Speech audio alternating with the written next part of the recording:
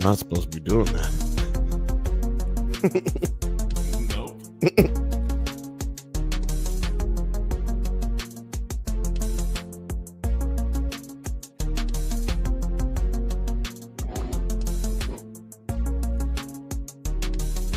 Oh, hello, you beautiful nerds. Welcome to the Drunk Banthas podcast, where we talk about sci-fi, fantasy, horror, and all the popular art that we love. Also, we do it drunk. Mostly drunk. Mostly. Always encouraged, but never mandatory. I am your host, Jedi Master Grayson, and I am joined, as always, by your co-host and your favorite cousin, Bill. How you doing?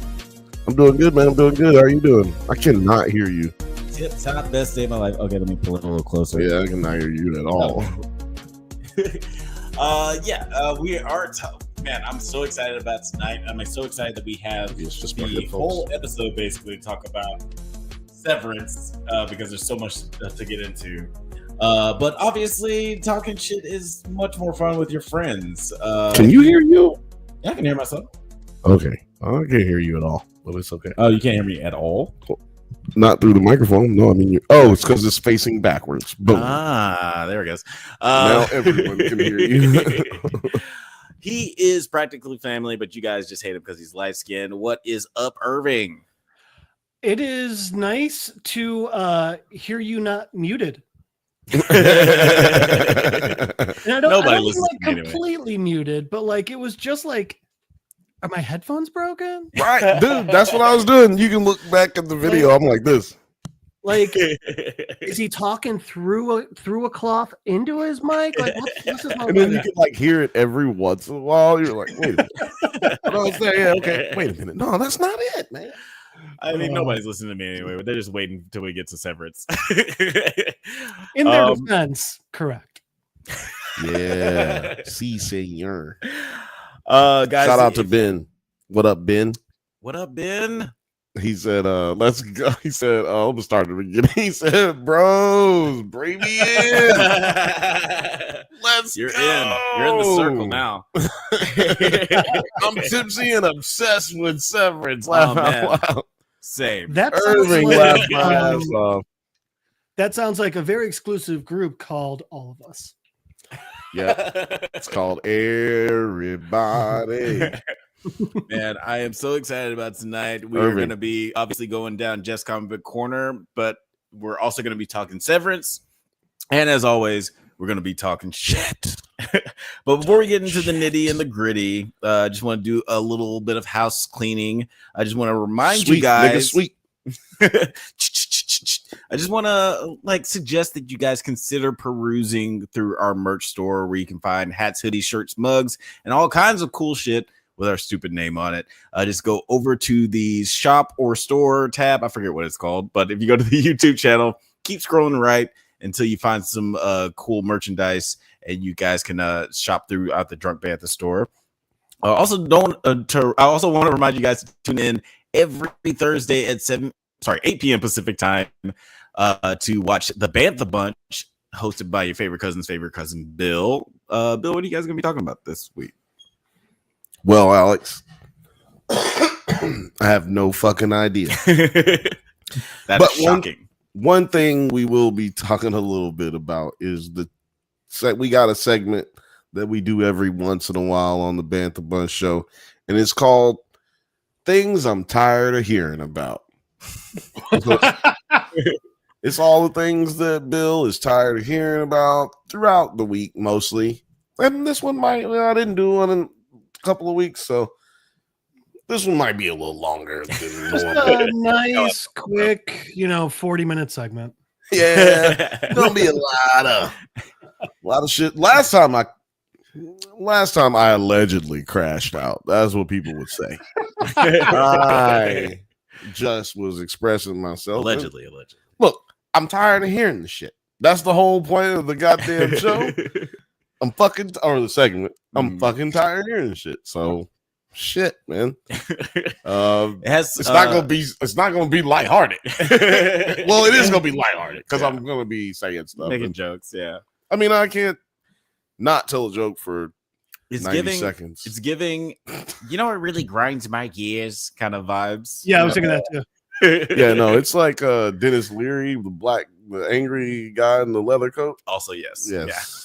I like how Bill tries to come up with clever names for the different chapters of his manifesto. Well, this is a segment. Yeah, it's not clearly just workshopping that thing around. That's all it is. That's all it is. That's how Does It Hold Up came to be. I also want to let you guys know that the nominees for the Drunk Banthas Awards have been announced. That's right, the Drunk Banthas Awards, aka the Drunkies, the annual award show where we celebrate the very best of sci-fi, fantasy, horror, and high concept comedies of last year, and they're decided by you, the fans. You can find all the nominees on the Drunk Banthas community tab. That's not distracting at all. You can find all the nominees on the Drunk Banthas community tab. The polls will be closing tomorrow, so be sure to get your votes in. The Drunkies will be live this Saturday, February 8th. And the show is in its entirety will be available to all of our members, but the edited show will be dropping very next week for all to enjoy. But if you want to watch like the full show and you don't want to be a member, just tune in live this Saturday. Now, how can that distract you and this don't? How can that distract you and this don't? And this don't. It's just motherfucking music. I don't understand. How's that? How me singing something and then the music playing not? I don't know. You gotta. Well, he's not used to hearing such beautiful music. You need to stop listening to garbage shit. It's gorgeous. So if you want to know who will win such prestigious awards like Best Upsetting Birth Scene or Best Monkey Movie or MVP of the Year next year, then you got to check it out. We could probably do Best Monkey Movie every year, honestly. I don't know about that, but next year I was surprised that there was as many as there were for this selection. But next year, we definitely got to get Best Masturbation Scene. Shout out to Hollywood. Let's get it going. Hollywood. Where are my 4 movies that have? I need at least 4 movies with masturbation scenes in them. We had weird birth scenes. That was crazy. How you gonna do that 4 times in a year? Surprisingly a lot. I'm still pushing for the segment favorite white person. It seems like a really underrepresented category, guys. You know what? Not at all a bad idea. 2026 favorite white person. Okay, yes. Okay. Happy Black History Month, everybody. It's not I'll agree. It's not a bad decision if for that segment, favorite white person, you just play the entirety of the Oscars. we'll just do a flash. It'll be like a 15-second flash of all the Oscar winners. Adrian Brody. He might be my favorite white person this year. Honestly, he might be my favorite white person to win an Oscar. I love Adrian Brody. I saw Adrian Brody smoking a bong in a Range Rover one time in Los Feliz. Adrian while he was driving.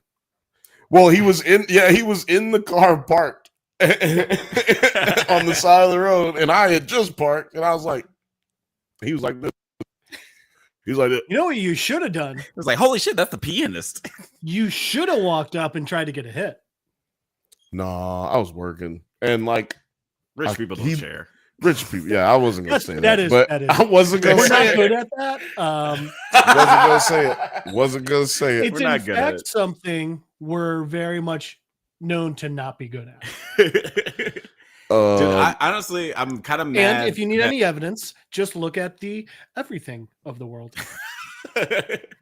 I hope that Adrian Brody wins Best Actor, because as much as I love Little Timmy, I was so mad that he got nominated for A Complete Unknown instead of Dune, because he had a way better performance in Dune Part 2 than A Complete Unknown.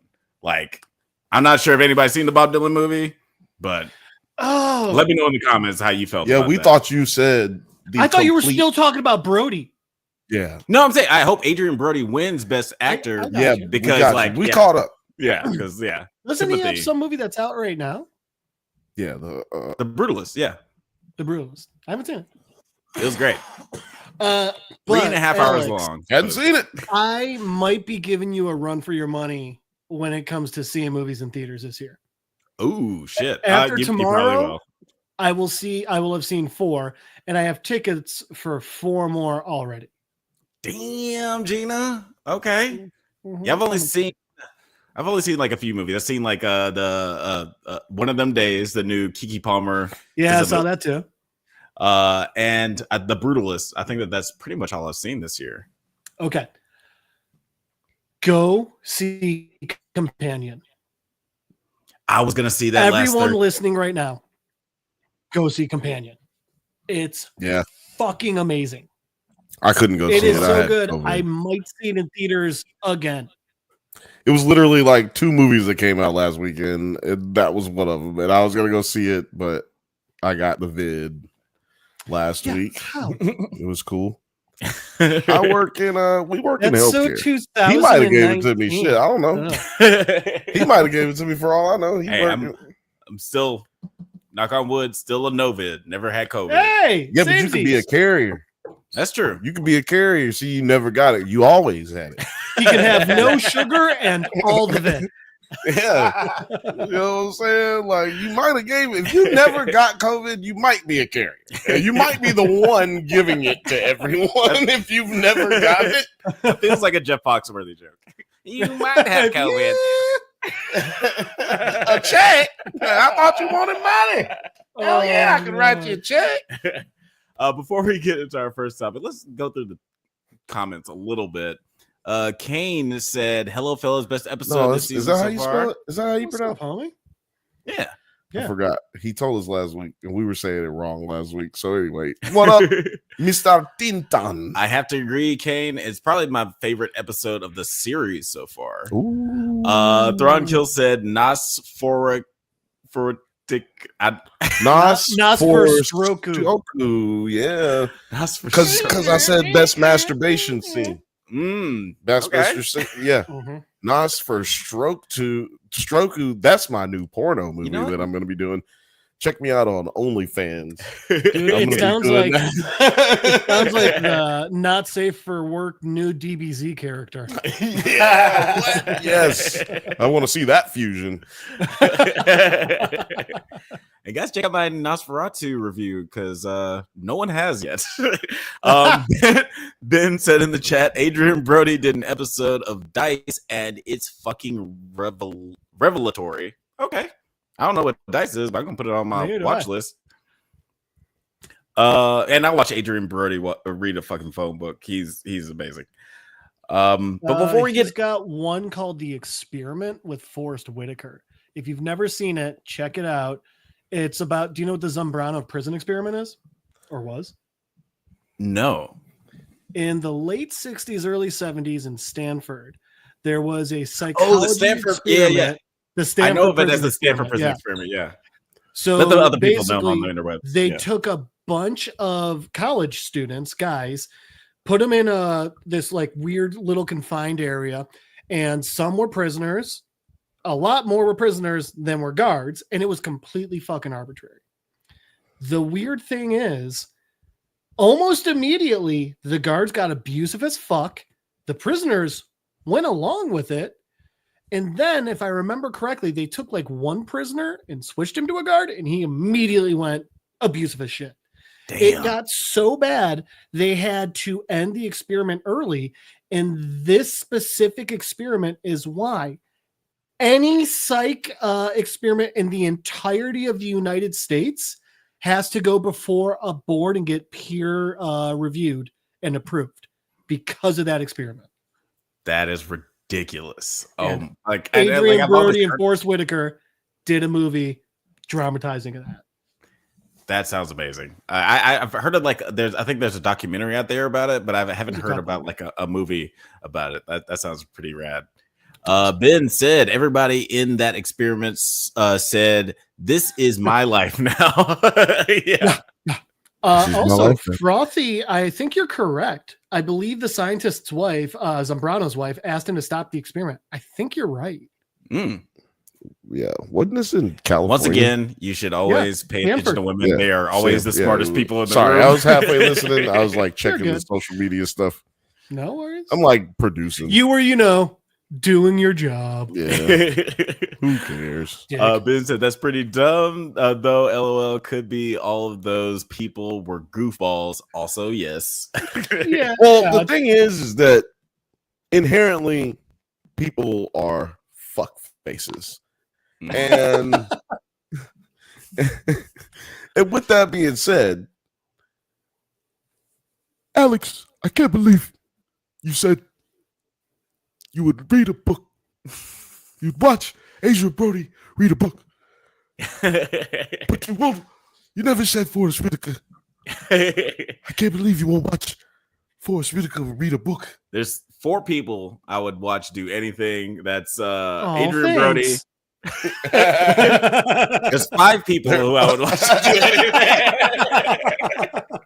Who'd you take off? No. Adrian Brody, Joseph Gordon-Levitt, Denzel Washington, and Viola Davis. So it's really interesting to me that it wasn't until the last one that we got to a woman. Oh, actually, you know what? 5, Kate Winslet. Yeah, there we go. Kate Winslet can't even read. And not a That's why it would be so compelling. It's like, is she going to be able to read? Yeah, in that case, my top 5 is 50 Cent. Just because he's got that weird voice. Also, at some point, he's going to go off on a tangent about how he was right about Diddy. Yeah, eventually. No one's going to bring it up. But. 50 Cent, Roy Jones Jr., boxer, for those who don't know. I want Mike Tyson, another boxer. I want another boxer, Floyd Mayweather, who famously can't read. Boxing panel. and R. Kelly, who also can't read. Also allegedly can't read. I need to put it to the test.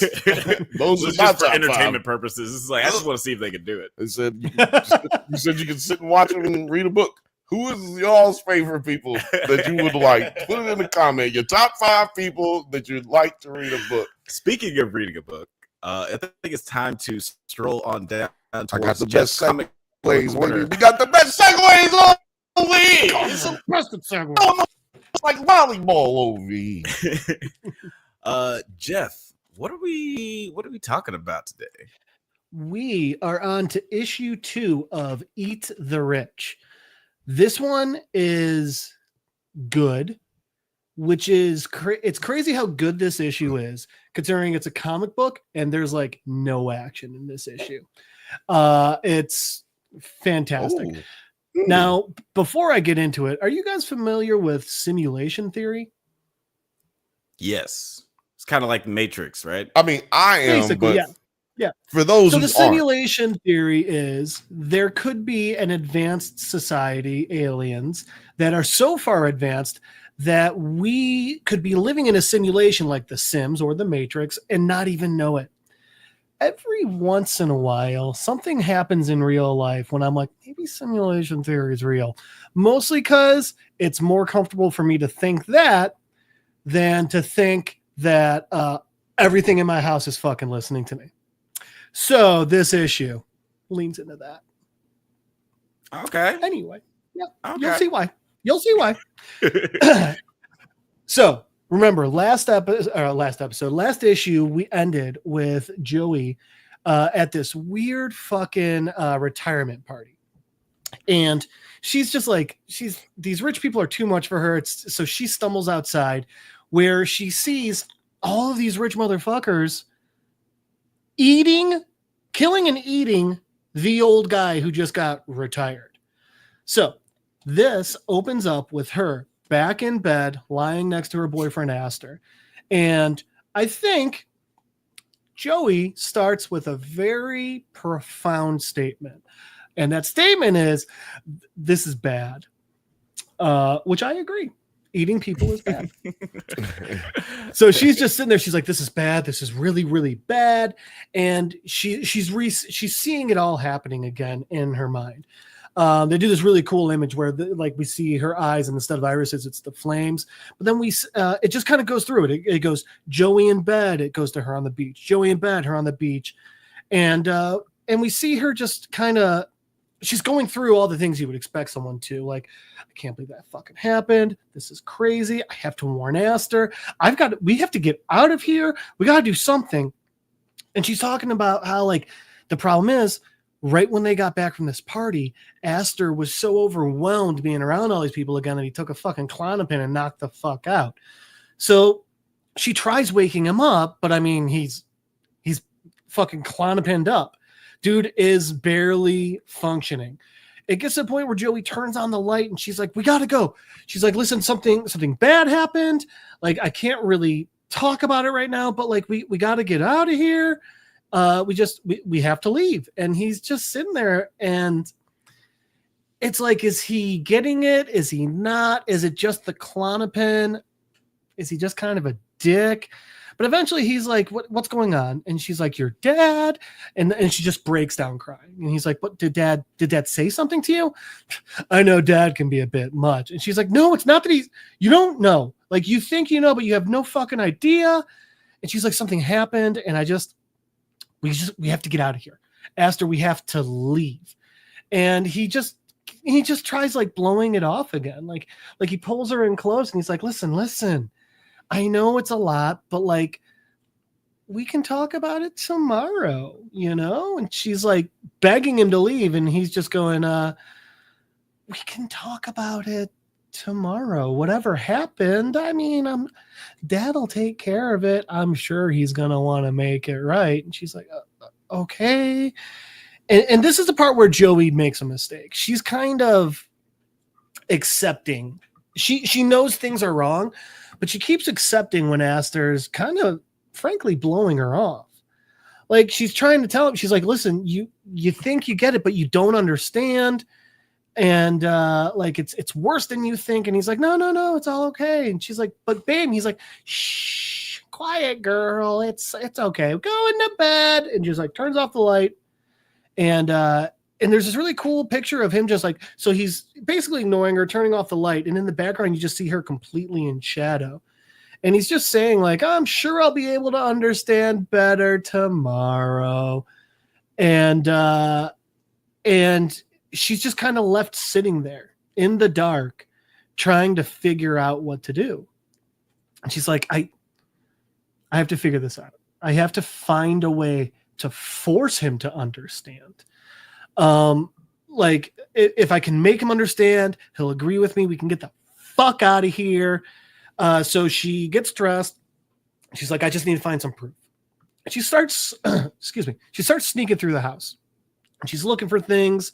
And, you know, she's in the kitchen. And she opens a drawer, and there's all these knives in there. She's like, but they're perfectly clean, which is crazy to her because she last night saw them literally using these to cut a guy up. It's like, all right, I got to find some more proof. And so she's looking around, and she's looking in the garbage. And then she ends up over in like the laundry room, and she finds these, a chef's coat, and it's covered in blood. And she's like, no, that's not enough. They can explain that. They can explain it away because, you know, I mean, they had a half a fucking pig. They can just say, oh, it was the pig. So eventually she sneaks into Aster's Pip's office, and she's looking around in here, and she's opening the drawers, and she finds an envelope that says Aster. And of course, right when she finds that and starts looking in there, the office door just starts opening up, and she's like, oh, shit. And she's freaking out, and she drops down behind the desk. And she's trying to like just be real quiet because she's in a house of cannibals, and someone's finding her sneaking through this guy's personal possessions. And it's just Petal, the babysitter from the night before. And thank God, and Joey's just like, oh, thank God. And she jumps up on the desk. She goes, Petal? And then I just love, and then Petal just goes, Jeepers! Why are you sneaking around? And one of the things I like about this comic is Joey has the exact perfect reaction and the reaction I would have had too, which is, did you just say Jeepers? And Petal's just like, I can't swear on the baby. Come on. It's fine. You know, calm down. What are you doing in here? And she's like, so what are you stealing? And Joey's like, I'm not stealing anything. I'm snooping. And I love Petal just goes, oh, cool. Carry on. So Joey's like, listen, and Joey's like, wait, what are you doing? Why are you up? Why are you here? And Petal says, I just figured you might have trouble sleeping after the party. And she gives her like this really like, I know look. And it just says, thought you might need someone to talk to about stuff. So now Joey's like, oh God, you think, you have no idea. It's so awful. It's so much worse than you even think. I can't even explain it. And Petal's like, yeah, those parts can get weird. And Joey's like, it's not just weird. It's so much worse than weird. They're fucking cannibals.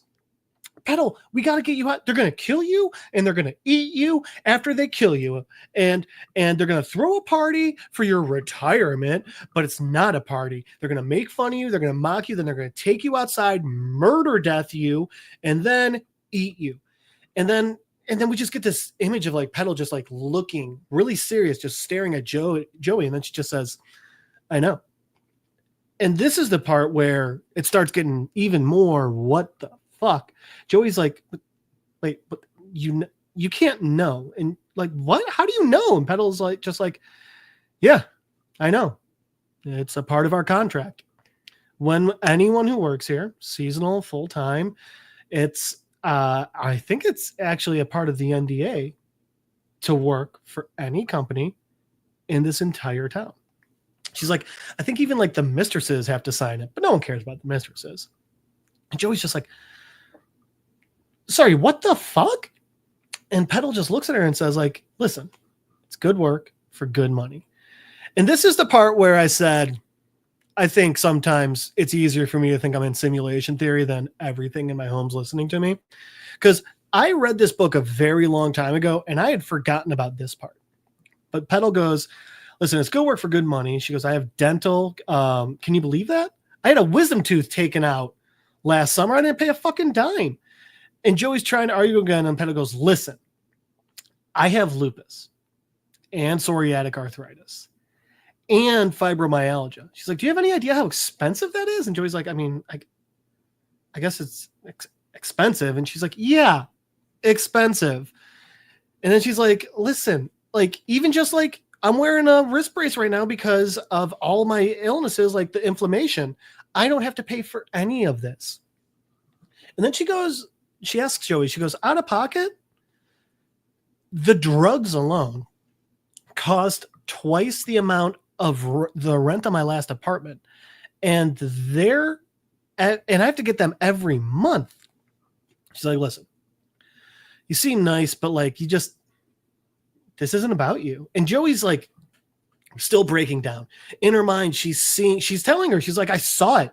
I saw them kill him. And she's like, please, they'll kill you. I can't let them kill you. And Petal's just like, listen, I don't know you. I don't know shit about you. I certainly don't trust you. And she goes, but like, the thing is, I was dying. And Joey's like, really? And she goes, listen, I wasn't in a good spot before this job. She's like, I couldn't afford healthcare, let alone, like these private doctors that all these guys have. She's like, by the time I took this job, all the clinics in the tri-state area were closed. I couldn't even afford to see a rheumatologist, let alone all the injections that I had to get every fucking week. She's like, it's worth it to me, like, I get that you might not get that, but like not being hurt all the time, it's worth knowing that when I decide to finally retire, they're going to fucking murder me and they're going to eat me and it's going to be terrible. But you know what? It's worth not living like this. And Joey's like, it can't be. Is everyone like that? And Petal goes on. She's like, yes, everyone here that's working. Yeah. Some people have like parents that are really old and sick. Some people just want to send their kids to college. She tells him that guy last night, Toby, his grandson had cancer. They paid for all the chemo. If he hadn't done this, if he hadn't agreed to what he agreed to, his grandson would have died. No one on this entire fucking town would have given a shit about Toby. And she's like, That's just, and I love this line. She says, "This is how the world works. Sorry you had to find out. Sucks." And I just love that line because Joey's come up. The entire point in the first episode is Joey's not this person who was raised rich and all that. Joey is like that person, you know, she's like us. She's that person who had to work for what she wanted. But Joey, even at that point, like struggling to get through law school and everything, paying for it on her own, even that is better than some people have it. And I just like that one scene. So anyway, she's like, "So what do you got there? What's in that fucking envelope?" And while she's doing this, the little toddler's playing with the envelope, and out comes this fucking box with the engagement ring. She's like, "Oh shit." Joey's just like, "Yeah, I know." And Petal's like, are you gonna accept it? And Joey's like, I just don't know. And Petal's just like, "Listen, you know, I feel bad because you do seem nice."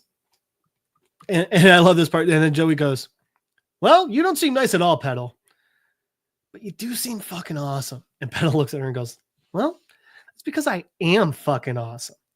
And thus ends their little conversation. And so Joey's like, "All right." And Joey just goes back to the room. And now she's got even more on her mind. Like, clearly Aster must know about this. And she's walking and she's trying to like, you know what? Like that's it. You know, it was my fault. I shouldn't have wandered off. That's why I saw any of this. You know, and she's like, it's like Petal said, it's not my business. And Joey just goes back to bed. But what she doesn't notice is Aster's stepmom saw Joey walking around. So presumably she knows about everything. So anyway, the next morning, Aster and Joey are getting up and they're getting ready to go out. And Aster's like, "God, I just feel so out of it. Did we have like some weird fucked up conversation? You know, after the Klonopin, I feel like fuzzy." And she's like, "No, nothing important. I just had a weird dream." He's like, "Oh, okay." And she's like, "Listen, can we just kind of like skip this barbecue? I'm just really not feeling up for it." And Aster's like, "No. My stepmom's hosting it. We've got to go." And it's just another instance of Joey thinks Aster's like this great guy. He's a dick and he does not care. Anyway, so they're talking and right before they go to the party, Aster's like, "Hey, can you not tell them about if anyone asks about, you know, why I'm out of it, why I'm kind of like dragging, can you just tell them I didn't sleep well?" And she's like, "You slept like a fucking log." And he goes, I just, these people, I can't let them know about the Klonopin. Like, if they know about my anxiety, it'll just be, it's just so bad. I just can't do it." And she's like, "Oh, okay, calm down. It's fine. I won't tell them." And he's like, thank you. And you know, so so off they go to this beach barbecue party.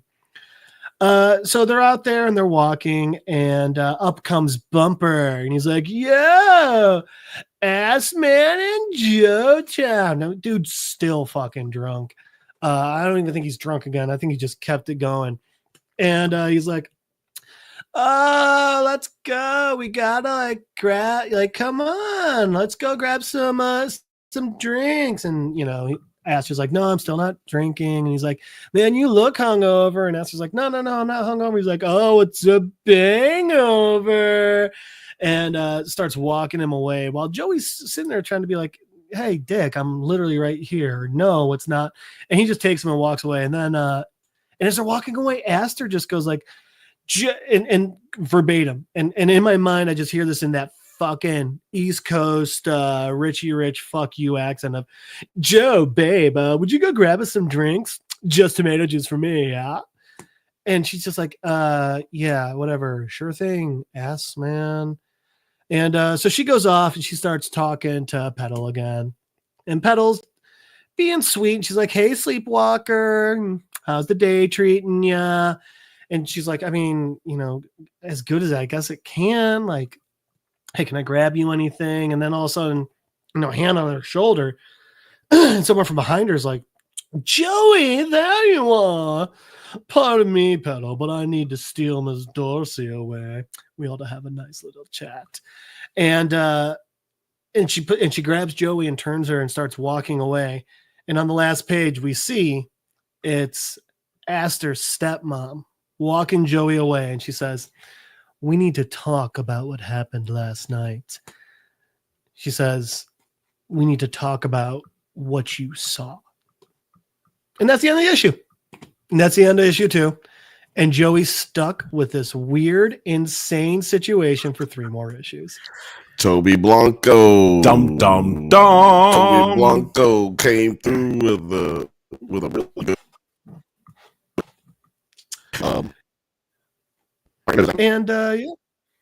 simulation theory. Really like this, and like one of the things you brought up last week, one of the reasons you want to bring this comic book up is because it has some like similar themes to Severance, the show we're going to be talking about a little bit later. It's just so wait a minute, we're talking about Severance. That is right.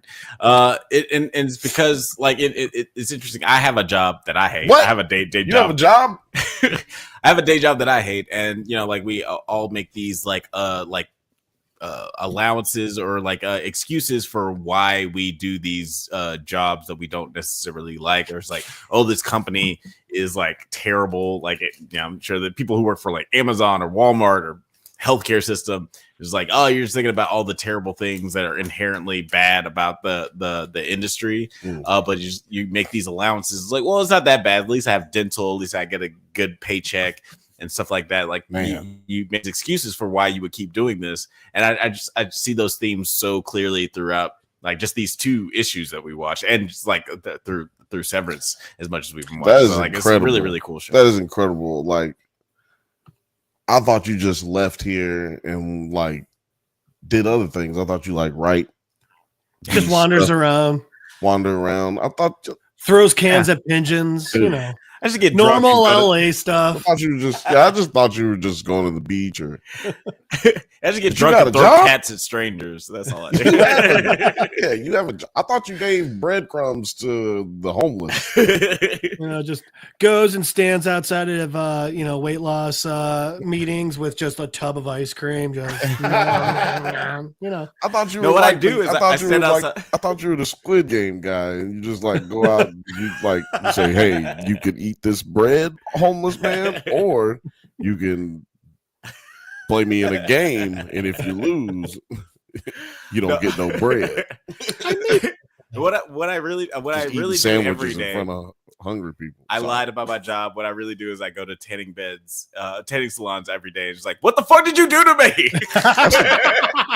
I got laid off on Monday. What the fuck? Look, man, did you ever watch as many tanning beds as there are in Los Angeles, I can fill up my whole day. Yeah, you'd be good. It is a job. What was your question? Did you ever watch the show Psych? I did. I like every once in a while. The episode where it's the speed dating episode, and James Roday Rodriguez says to Dole Hill. So Sean says to Gus, he's like, "All right. So like we gotta like get the information from these people that work at this tanning salon. I'm gonna go back there." And I'm going to like do some investigating, but you try and be up here and be like, you're a disgruntled customer. And he's like, no, you're not thinking about like, I think you're forgetting one thing. And like the guy walks up and Gus is like, hello, I used your tanning bed. And the guy's just like looking at him. And Gus is just like, fuck it, I can't do this. Have you seen either of these fucking guys?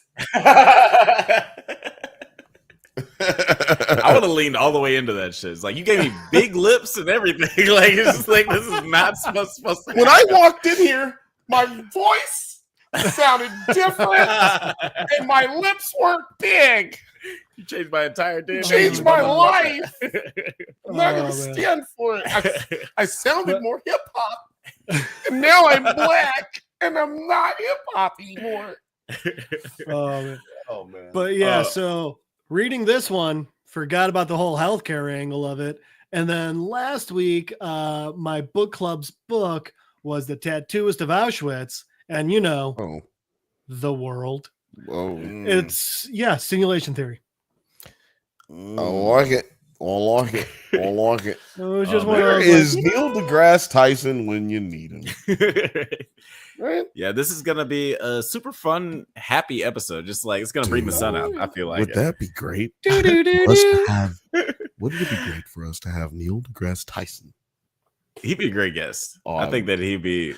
If he sat on the couch right here with us, dude, that'd be gnarly. Somebody bother Neil deGrasse Tyson so he'll do this. Yeah. Tell you what, I feel like he does silly things enough. He'd be down. Yeah, I feel like We'd have to figure out what we talk about. When we talk about something, we'd have to talk about like Interstellar. Oh man, I'm Something working on an related- Interstellar video right now. Something related to the cosmos. The cosmos. Yeah, that would get his This is toes Star tingling. Talk. But I guess we should move on to our next subject of the night. Oh, Yeah, guys, let us know in the I comments. really like to have on the show. Let us know in the comments how you felt about Short Circuit. Having them on a doesn't hold up episode. God. God, that would be crazy right there. Oh my god! I can't my believe you have the God. DVD on your shelf. I told you I told you that's not a shelf. That is a portal. Yes, it's like It's Santa's like- bag. Oh, nope, I got it. Oh, Yep. yes. Come on by NGT. Oh, but in the man. meantime, in Figured it between time, before we have our future We should guest just have it for this NGT show on too, for this episode as well. For this show, yeah. or NDT, my bad. I can't spell. Okay, But we're going to be talking about the Apple TV Plus show.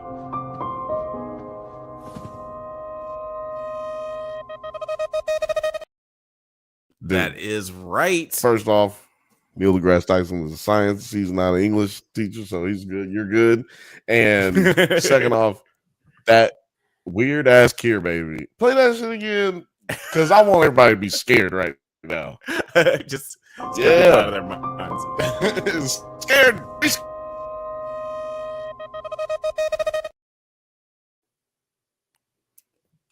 Woof. It's when you give him up for adoption. And I come up with you with beard and goat.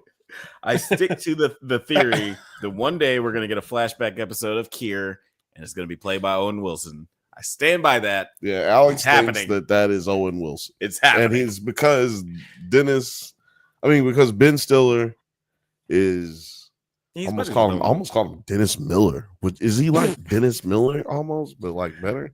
Anyway, Ben Stiller is good friends with Owen Wilson. Well, both I of think he Wilsons. owns him. Yeah, I think I called He might have owned him at one point. I think he bought his freedom somewhere around 2008. I think he bought his freedom. Who wouldn't like to see a Zoolander rendezvous between these two? No, Like, I Oh, better I not think see it's Starsky and Hutch. No, that's why. Shit out of me. That's why I mean, like professional. Like it's like you, Ben Stiller's behind the camera, almost is in front of the camera. Like I would love that. Like I feel like that'd be a great, especially the way that both of their careers have developed. I feel like Owen Wilson has become like a much more mature actor. He's like well seasoned in drama. Like I feel like he'd be able. Why? To work Because something like this out. of what Marley and Me, nigga. Yes, Marley and Me is That's why. obviously his best performance. No, like low key and Jesus. other stuff. That's the doesn't hold up. We need to. I'm do. ready for a sequel. I feel like that Rotten Tomato score is way too high for us to do. Maybe. Although it would never get made again. But Maybe we should just do it for around the finale of the show, just for shits and giggles. the finale of this show is that what Yeah, just like around the finale, just be like, hey, Just let's celebrate Ben Stiller. special doesn't hold up episode right here. Real interesting but- choice for Black History Month. Yeah, exactly. Well, this will be going on. This will be in past- March. yeah. It'll be in March. It'll just be disrespecting my birthday month. That's all. It's one of the things I wanted to talk about here. Severance season 2, episode 3. Who is alive? I am surprised how much story we've gotten in just 3 episodes of this season. Like the ending of this episode felt like a season finale, like just how cliffhangery it is, and like how many other shows like we watched, like Thank God Silo. it wasn't. Thank God. Oh man, if we had to wait like 2 more years for the conclusion to this story, it would have driven me crazy. But like other shows we talked about, like Silo, like like Solo Silo. There's a Darjeeling Limited. Thank you, Ben. He's great in that. Also Adrian Brody. But like I really like how much story we've gotten through this. Like I didn't think we would get to the reintegration period with Mark so quickly, but I'm very excited to see where the rest of the season is going to go.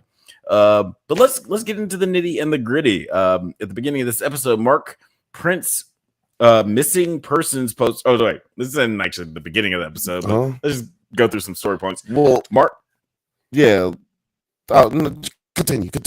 Go ahead. Mark Prince missing persons posters of Miss Casey to hand out on the severed floor, and goes with Helly to take copies to the mysterious goat department they once stumbled upon. The two discover a goat pasture overseen by the Mammalians Nurturable Department, led by a woman named Lauren, played by Gwendolyn Christie, the just iconically tall lady. Though is she really, Lucifer? Is she only like really like our height? I would Adam Scott's Hollywood. Short dude. Adam Scott's a short dude. I've met him in person. He's a short guy. She's above average height for a woman. She's like my height. I think she's like 6 feet tall. Yeah, that's like my height. What are you talking about? Anyway, she's not a tall woman. She's a tall woman. She would get killed on the basketball court out there. Yeah, if she was in the NBA, she would not make WNBA too, because she would have to play forward, and then she getting cooked.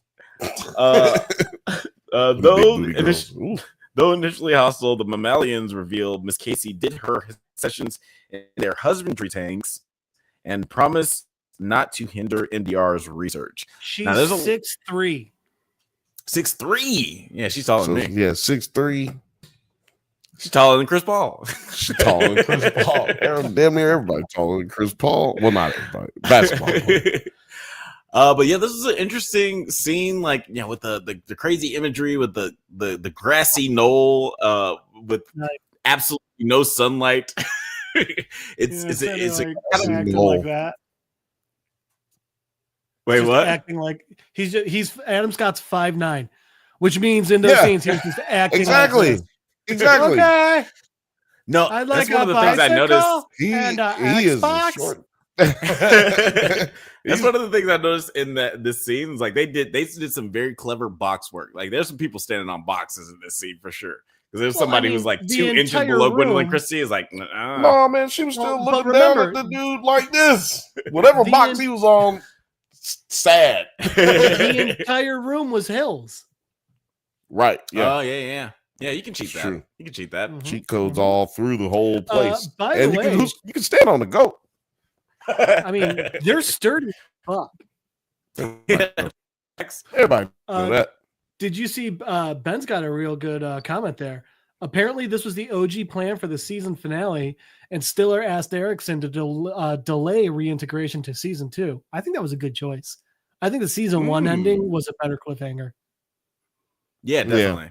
I think it was like a really strong ending for that season, and like with this reveal, it makes it so where we don't have to we're not clamoring for more shit like that. That would have broke me if that was the season finale from last. I think the idea was that they had gotten basically picked up for a season 2, and he was like, "I never had anything last this long." So the best. Yeah, can we like make this last? Can we just wait till season 2 for that? That'd be cool because I've never seen nothing like that before. I'll tell you what, if this episode was a season finale, it'd be way too easy for someone to be like, "No, it's a series finale." Oh, yeah. Yeah, actually, that's true. And like, it was so like, we didn't know if we were going to get a second season of this show at all. Mm-hmm. So, yeah, like everybody made the right decision. Bravo. Those jerk writers deciding to fight for their rights. What dicks? What dicks? I was thinking about like we were talking about the name Mammalians nurturable. I guess like if we're just like to break down the Latin root words, I guess that just means like taking care of mammals, like they're nurturing mammals.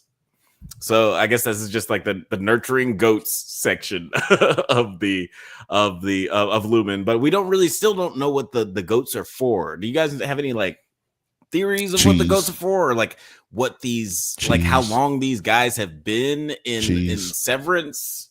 They showed it in this episode. They're cheap lawnmowers. How is that? Somebody's got to tend this grass. Clearly. I think that they're there for cheese. You got to milk them and get that good goat cheese. I love goat cheese. Goat cheese is expensive. What are we supposed to spread on our crackers? See, goat cheese is expensive in this universe, right? Because there's a tariff on goat. So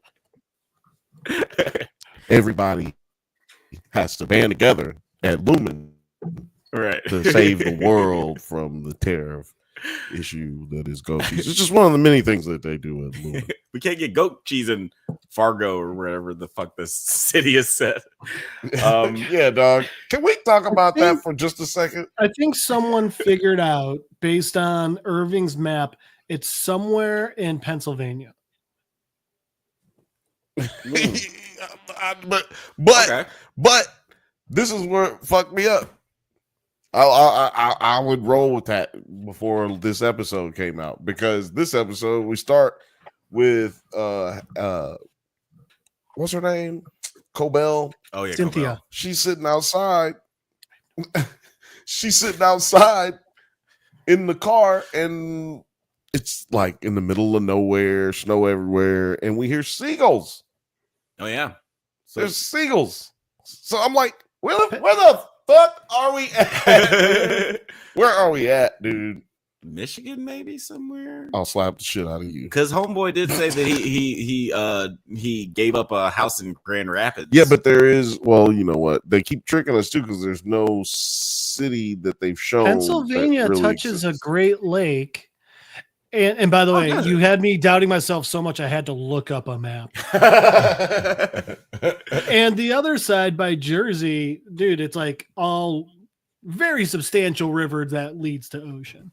Yeah, but then you're talking about the timeline. See, I think everything's fictional, because the timeline, everything we haven't seen a modern car yet. Mm-hmm. And we see old classic cars and nothing higher than like early 90s. They've got some type of computer systems and like Google and whatnot, because later on in the end, the doctor asks them, "Did you look up on the computer?" On a computer, yeah. So I'm just saying, like, it's all over the place with timeline, place, location. Yeah. It's all over the place. I think it's intentionally like. Yeah, I think I did intentionally. Look at the interior design of Rickon's house. That's clearly just coming off 80s design. Yeah. Okay. Yeah, for sure. It's got like that 80s Art Deco vibe, or like it's got that like this was built in the 80s and we bought it in the 90s vibe. I've always looked at the show as far as the truck horn was so unnecessary. Why you wake up but also why are you parked on that road like that? Right. Come on, we got to get it together. Everybody love everybody. Just a cantankerous truck driver. So maybe it's just me, but I was taking it as I forget Patricia Arquette's character's 7 Cobell. names. Sure. So her name's Little Nicky. I'm sure. Is Cobell a name of a cheese? Nope, Baybell. Anyway, so I don't know why. Trying to connect the dots. I am making my own fucking spider web of conspiracy theories. I don't know why, but something about where she was parked and like when she woke up and she wouldn't drive forward, I don't know why, but it made me think that she was afraid to go forward, which immediately made me think that I think maybe she's severed, but instead of going like up and down on floors, I think they basically caged her to the town. That would make sense. I think she's got a geographic area that if she goes out, she splits. That would make sense. And there's still a lot of questions about Cobell because, like, you know, we obviously know that her relationship with her dead mom is some sort of motivating factor. Like, she keeps looking back at the breathing tube. Called the kink. Tied around your neck. She's definitely into autoerotic asphyxiation. Breathe out of the ventilator part. But yeah, like it's interesting. There's so many questions. Guys like, put it on their balls. Like one of the great things about this show is that they keep raising questions and not answering questions, and it's still like it just makes you want to know more rather than making you frustrated about like well, what the fuck is going on? There's a little bit of that for sure, but like it's more just enticing and makes you want to know what's happening next. It doesn't make you want to turn it off. It makes you want to dig deeper. Yeah, absolutely. Exactly. Which not all shows can do. A lot of shows, it's like, fuck this. I'm done. I hope whoever wrote this episode gets hit by a Mack truck. We call that The Idol. Yeah. Oh, man. Oh, yeah. You know what? Oh, you know what? Ben says in the chat. Sorry, were you about to say something? Oh, all I was about to say.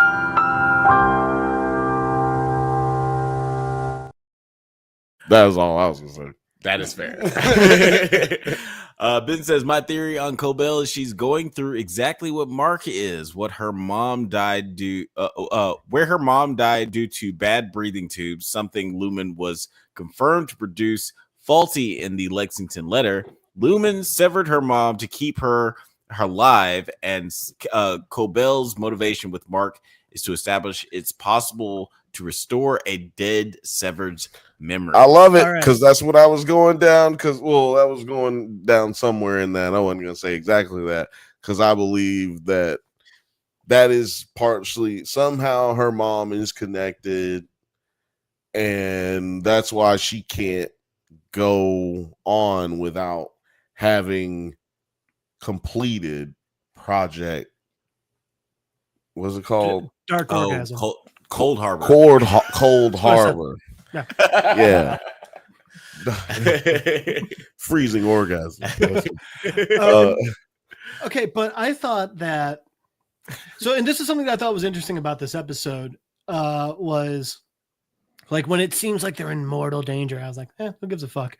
It's only their severed part. But then I remembered like, but it's not. If their body dies, both of them's dies. Both of them's dies. So that's right. It felt like it needed an S. It always. That's how they talk in Birmingham. That's how we talk in Birmingham. Everything is plural.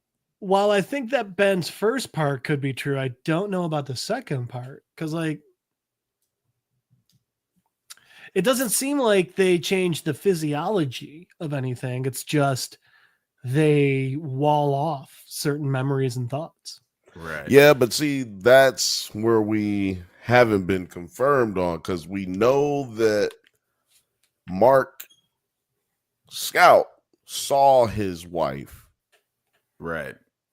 dead. He said he saw her remains. No. He identified her body. He had to identify her body. But he clearly said they made a point of pointing out that it was all burnt up. So I don't think it's that. I don't think it's that he knew definitively it was her because of what she looked like. But they put like her wedding ring on her or something. I think that the reason why they made him in when he was kind of breaking down to, I forget his sister, his name starts with a D. When he was breaking down to her, it was when he was like, have you ever had to like the burn? Dylan. Have you ever had to like, no, it's actually doo-doo. Recognize like his dead burned body or whatever. I think the reason they said that was so that now we can say, oh, that's why it was a different woman that they were like, let's burn this person to death. And speaking of like that sort of weird like relation or like overlap between the innie and the outie, I do want to talk about Irving for a little bit because Irving takes one of the missing post. Sweet Irving. He's becoming one of my favorite characters. Irving, Sweet Irving. Sweet Irving. He's becoming one of my favorite characters. He takes one of the missing posters to O&D where he runs into Felicia. We saw her from last season. Bye, Felicia. I'm glad I wasn't the only one thinking it. Or hello, Felicia. She tells Irving that his sketch of the dark hallway from his Audi's paintings resembles the quote-unquote exports hall, where past O&D employees would take the products they made. Now, this is interesting because they like neither one of the versions of Irving really obviously remembers fully this exports hall, but one of them has seen it because otherwise this image wouldn't be implanted in their subconscious. So it's I'm very, very curious of like which one of these versions saw this. How is this that there's subconscious? You're assuming there's only two versions. So if Irving Audi already has seen it once, but Irving Innie has never seen it, then that leads you to believe that there's a different Irving Innie or an inner ear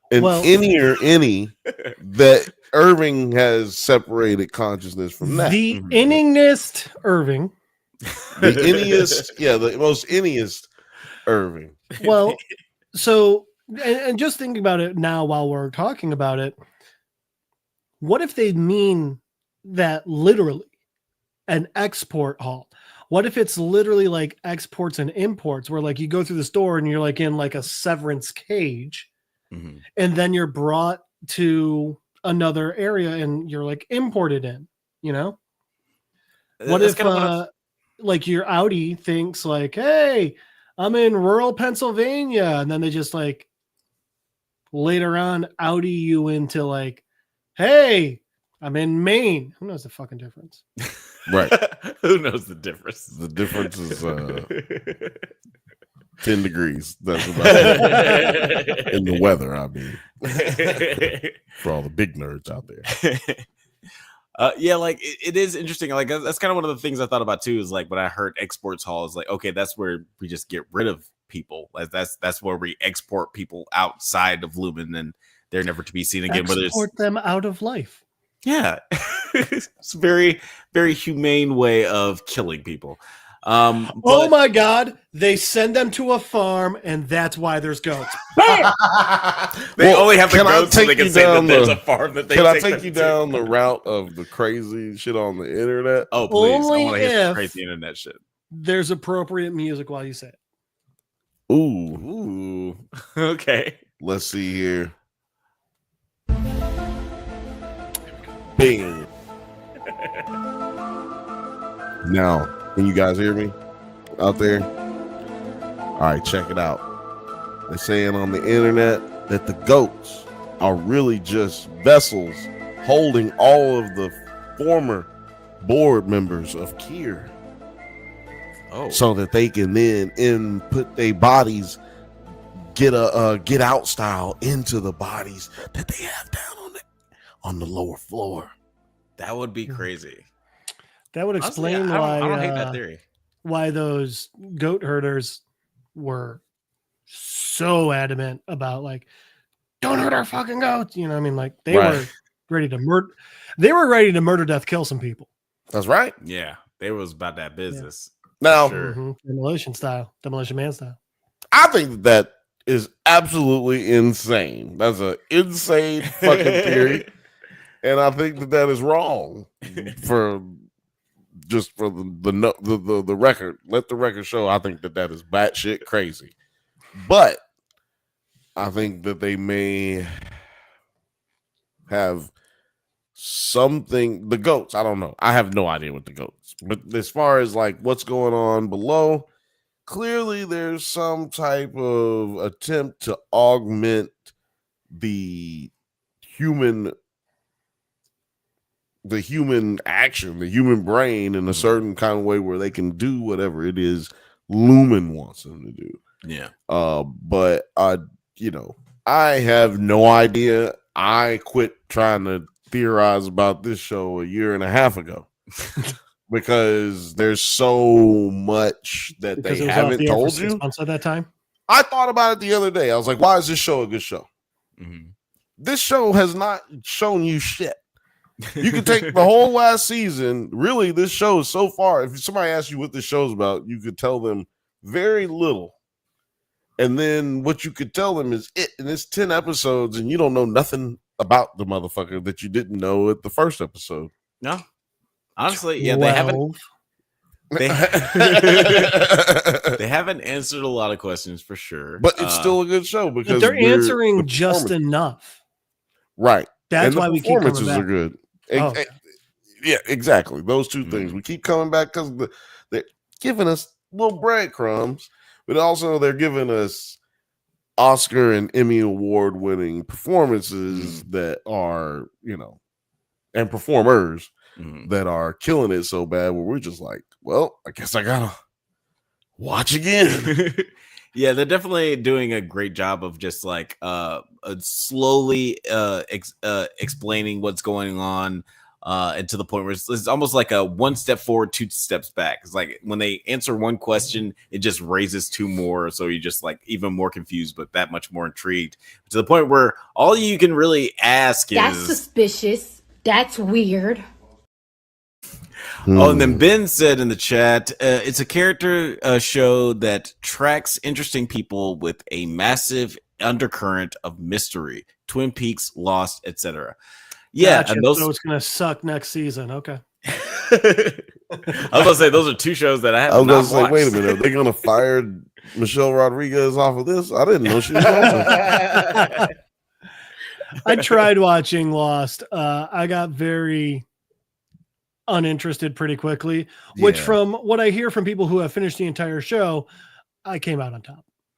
Yep. Yeah. You know what? I've heard too. Didn't watch.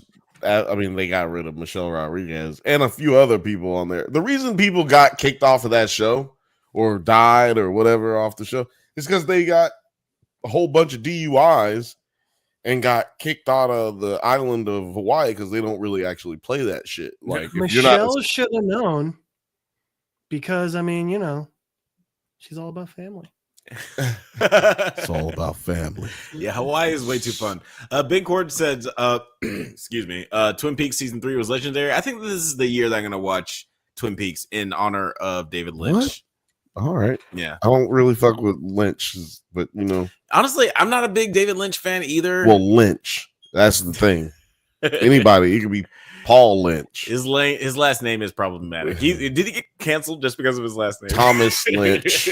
Fucking anybody last name Lynch, you pretty much just done to me.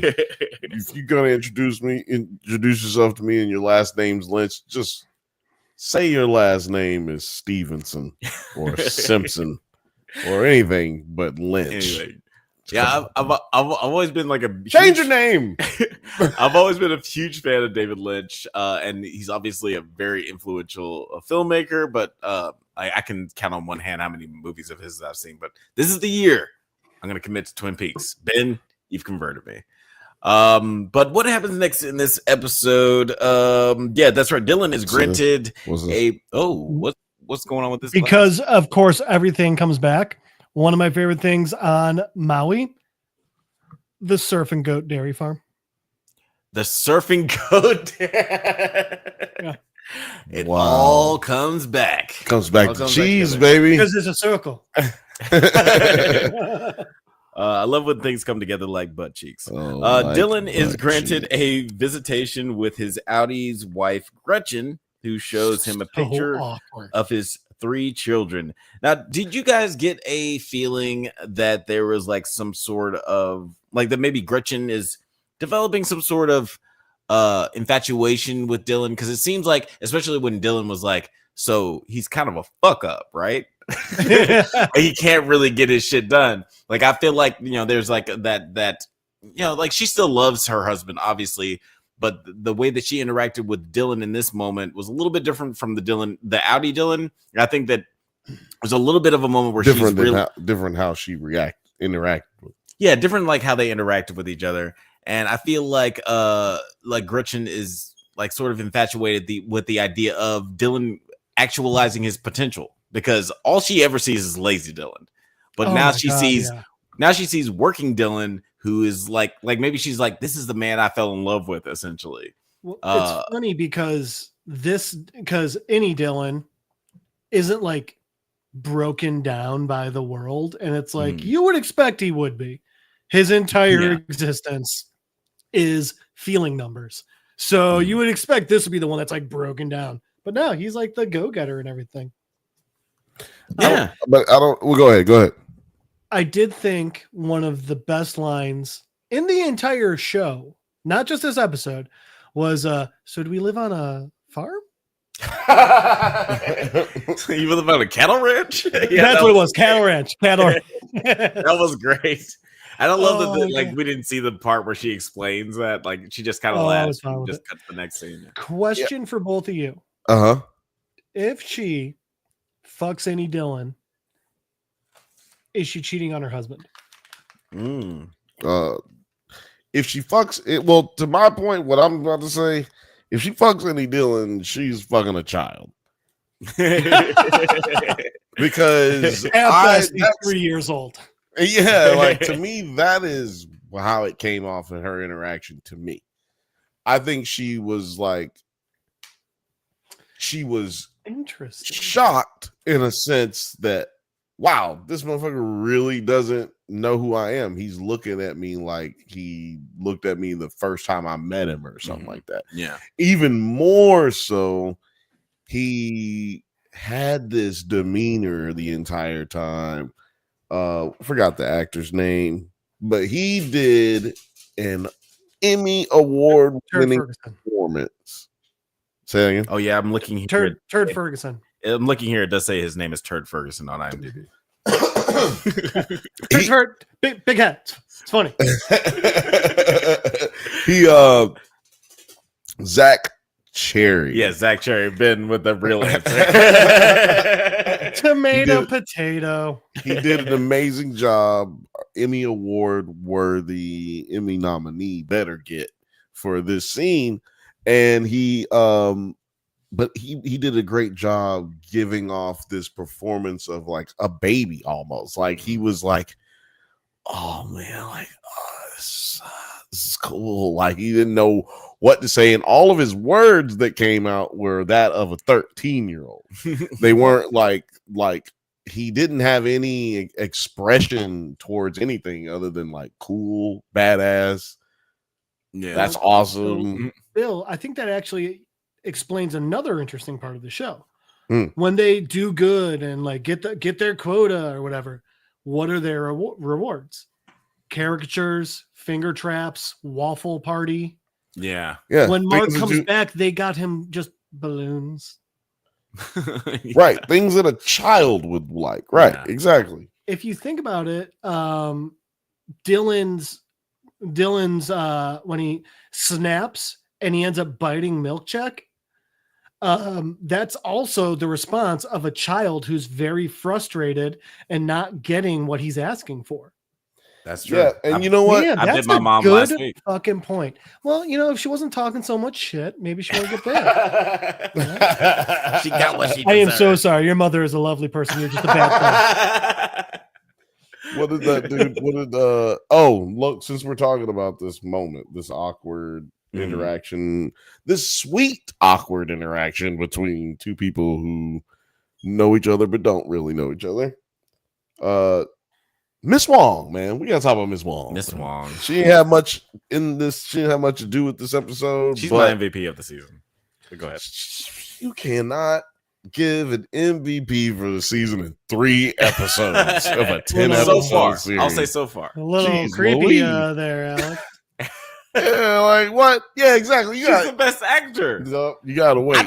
You gotta wait. Yo, I'm just saying you gotta wait. Sexual. Nobody said nothing about what? sex. You probably saying sex. I said you gotta wait. If y'all say God, it's we're not creepy the that I ones like the talking actor, about sleeping with your We're husband's the innie. ones- God. We didn't even say that. We said it's creepy that I like the actor. no. Nobody said that you like the She's actor. 19, sir. Nobody said it was creepy that you like the actor. We was just But merely that being talking. fucking creepy. But it's creepy that you picked her out as the MVP for sure already. We got a lot more episodes to go. But anyway, Miss Wong takes Dylan to meet his wife, and he seemed terrified this whole time walking down the hall with her. And I just want to point out that this show is amazing at that. Like, creating suspense and a feeling of that these people are in some kind of danger, to what we have never seen anyone actually have anything physically bad happen to them. Well, Petey is the only one who died, and it's basically his fault because he went off the reservation as far as doing what he was supposed to. even their punishment is literally just them reading a sentence. But It's that's not even like unusual. old school writing it on a chalkboard. Don't get me wrong. It's clear that there's something else happening that we don't quite know, but still, nothing appears, like you were saying, that bad. I'll say this. I wonder if a part of it, though, was a part of why Dylan was freaking out so much. It's rare on the severed floor to see a hallway end. And aside from the door that he went in, that hallway came to an actual stop. Yeah. I'm wondering if something like that was messing with him, you know? No, it's because this girl's 8 years old and she's walking around my boss. Well, this is where the security room used to be, and we saw that that's where he was when they did the whole mission at the end of last episode. They fucked up his belt. He was really upset about his belt. Dude, I didn't even remember that. Look, they don't have anything. Like, their possessions are either given to them by Lumen or they walk in there with them and they don't know what the hell where the hell they came from. This is all they have. Yeah, that is true. It's like everything That's that's his on me is existence. everything that I have and everything that I love. It's everything that I am. I don't know what I am without this motherfucking belt. Now, I do have a question for you guys. No So, Miss Huang, the actor's name is Sarah Bach. So in real life, she's 19. So we'll say show-wise, we'll say 15, maybe 16. Yeah. She actually more professional, however, than our four main characters. I wonder if she's been severed since birth. So the entire time she's been in this atmosphere, I wonder if that would explain it.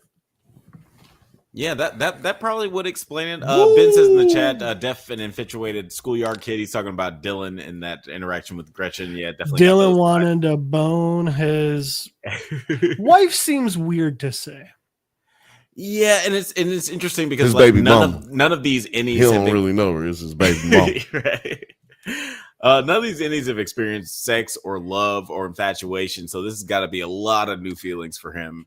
But they understand it because like he understood what a cattle ranch was like. Yeah, and that also brings me to like another comment that but like Ben said in the chat. They clearly don't understand time. Yeah, because that picture is clearly old timey, and he didn't question it at all. But he's seen pictures before. But right. Go ahead, read this one. Oh yeah. Ben says in the chat, what's odd is that they know phrases like the egg bar is coveted as fuck, but can't evaluate their feelings beyond a 4th grade level. Yeah, it's interesting because like it's obvious that they retain some memories and like language. It's kind of like amnesia, where you can remember certain things, like you know how to talk. You can access certain parts. Yeah, you can access. But that goes to why that goes to the end of the episode where speaks to how the technology works, or is explained at the end of the episode, because she goes through a litany of questions that are actually the same questions that they have at the beginning of episode 1 that they ask Hallie because Adam Scott's interview. I'm going to have to disagree with Ben on this one. I don't think they know phrases like the egg bar is coveted as fuck. I think that if you look at the egg bar, you know that it's coveted as fuck. But how you know? That's just obvious. But how do you know the word like coveted? Well, clearly they know the words still. Yeah, they still know how to talk good. Right, and I think that's his point, is that like there are certain things like you have to still have a very sophisticated vocabulary, but I think that his point is more, how do you know what a cattle ranch is? By looking at it. You've never seen anything like that, so how would you have a reference? Your brain. So that just shows. I think it's a storytelling element, letting us know that that images, things that are presented to you, will bring those things out, which is why they don't allow messages into the area going back or forth, because certain things may bring your memory up. In my mind now, I'm just seeing Dylan thinks that goats are cattle, and I'm seeing Dylan's big ass riding a baby goat, and it makes me smile. No, yeah, that's amazing. Put it on a t-shirt. Put that on. Yes. And the quote on the t-shirt is, "The egg bar is covered as fuck." Yo, I need. He's just eating a piece of t-shirt. Noah, if you're watching right now, he's eating a piece of goat cheese. And he's eating a goat cheese sandwich. Eating the eggs on the goat cheese sandwich. Man, goat cheese sandwich with waffle as the bread. Oh wow! Anything about this? Natalie approaches Rickon to discuss. Why did we not learn? I need you to draw this, Alex. You're the only person who knows how to draw. It's Noah. Noah's our guy. He's got to do this. It doesn't need to look good. It's actually better if it doesn't. Well, then I can definitely do it. Yeah. Natalie approaches Rickon to discuss adapting the UUR for Innies. It's a terrible title. Coble agree.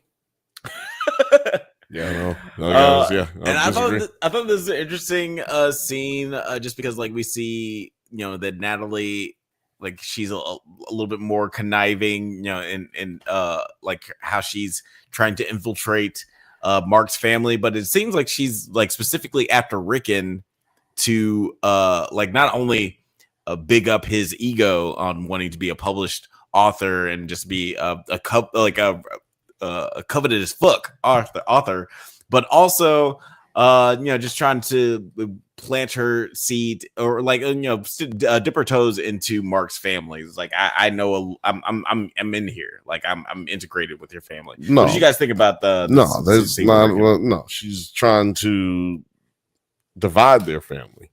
Oh, it's not about. What is that? Oh yeah, they talked about it in the basement. After that scene, Dylan and Mark talk about it in Mark's basement. They're trying to go after, Devin, whatever.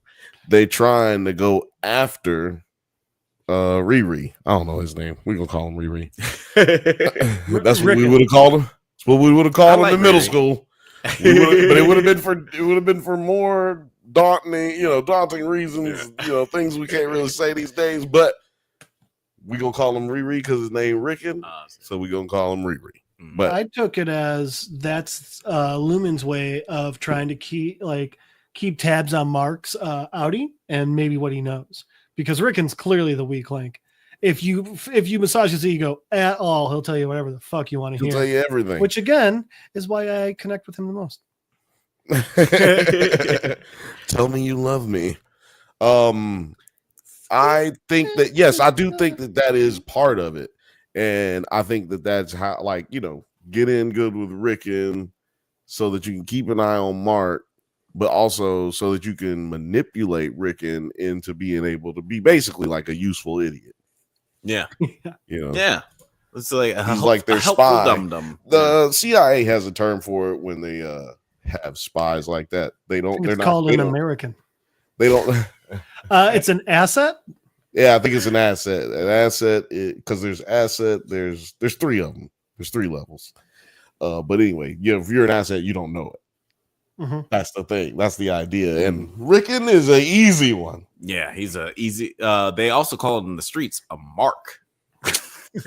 Mark ass bitch is what Rickon would be, because he's also a bitch. I also like how this actor basically just plays himself in everything, or at least the same character and everything. I feel like I see him.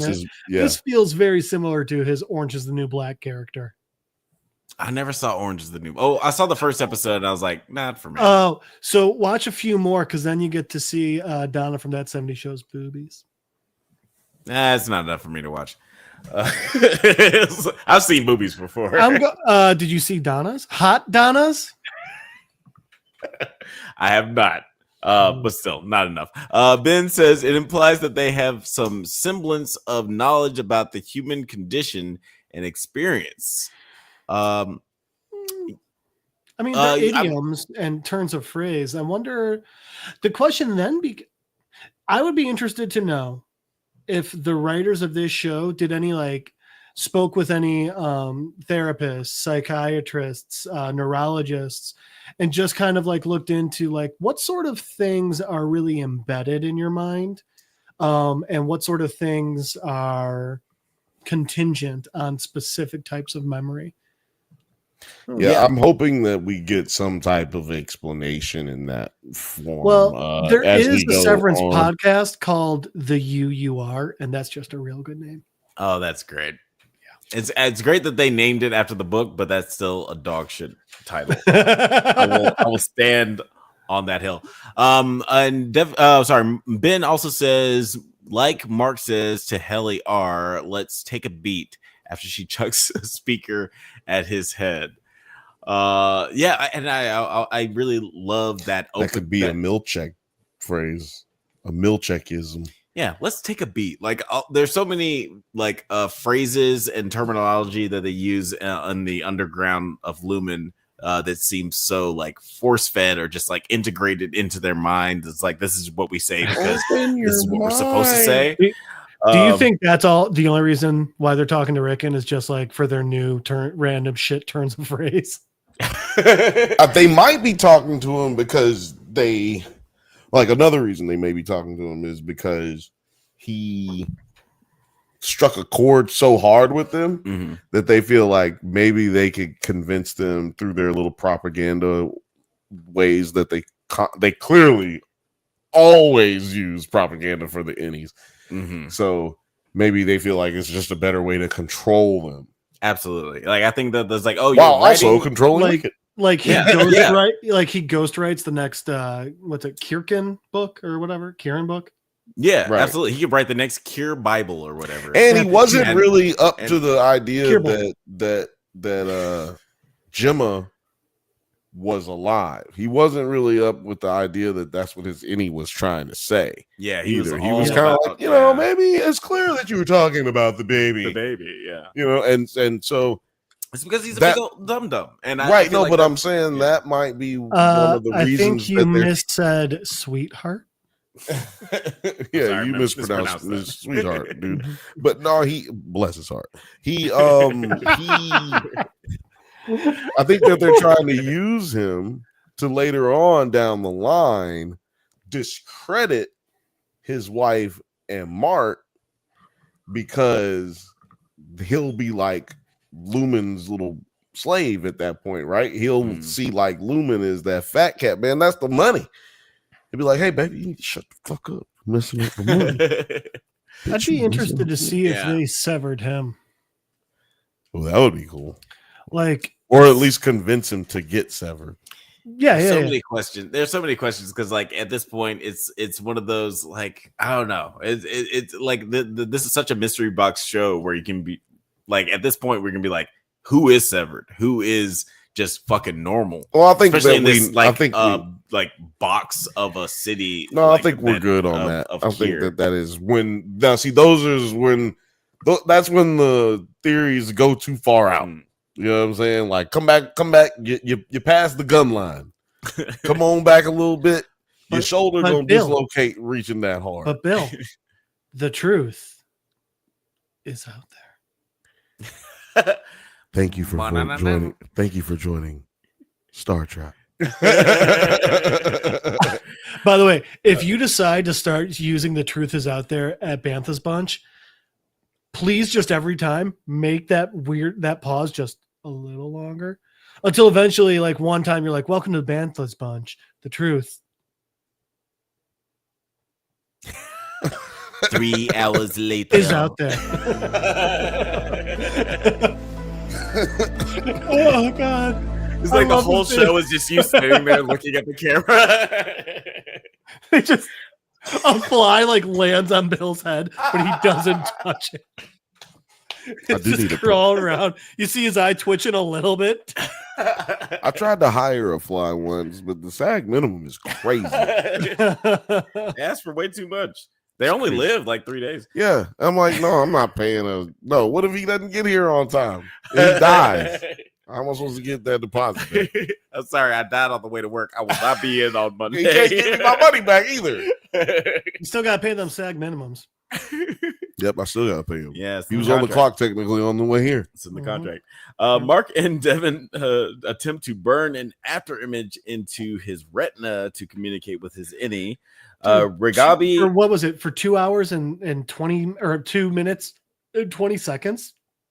Yeah, that would just. How do you plan on doing that without permanently fucking up your vision?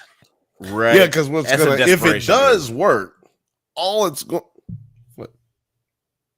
You were looking over here. I thought you wanted something. Because my if it does half at battery, and that's all. Oh, well, that's a what? I was trying to say, dude. That's a what? That's what were we talking about? Permanently going blind. If it does work, then this motherfucker just gonna see that for the rest of his life. Like that would be the so case. Funny. Who's awake? That's all you see for the rest of your life. Who's awake? Me, motherfucker, because I can't sleep. Because all I see is this shit when I close my eyes. Yes, and while he is trying to burn this after image into his retinas, Regabi interrupts Mark, telling him his strategy will not work and that reintegration is the only way to send messages in and out of Lumen. Mark agrees to the procedure after Regabi confirms his wife is alive as they conduct the process in what? And hot. Oh yeah. I know what I said. I know what I said. Mark agrees to the procedure after Regabi confirms his wife is alive. As they conduct the process in Mark's basement, Mark flashes in between the present and the orientation room on the severed floor. Now, I personally loved how Mark and his sister had like this really elaborate plan that seemed like kind of like a good idea. Like, you know, you see from the very beginning of the episode, him enacting this plan, and you don't even know what the plan is. But then, like at the third act of the episode, can't tell you, can't trust you. It's like, you don't need to know what I'm doing. And then the third act of the episode, Regabi just like comes out as like, that shit's not gonna work. Also, your wife's alive. It's like, it's like, oh shit. Well, I don't need to do this at all. Also, like, to answer your question, yeah. Also, I love how quick. Don't get me wrong. I get he's love of his life. Mm-hmm. But I love how quickly he agrees to it when she's like, I mean, I've made it better since, you know, I killed a guy. It should work now. And then her top secret lab is his shitty basement. Every part of this was just like, Mark's making good choices. Yeah, it's interesting. I do want to go back to this right here. Kane says in the first episode, the woman asks if they saw the sky when they went outside. Hallie. Oh, yeah. And he says they clearly know what the sky is, but they don't remember seeing it with their own eyes. This is interesting. I would be interested to know how far. I just want to know more about the severance process. Yeah, I mean, it's so interesting. I think that's what we're getting into, though. Remember, we're in episode 3, and we've already reintegrated Mark. Yeah, that's what I love about this. Unlike Disney Plus shows, when they say an episode's 48 minutes, it's at least 46.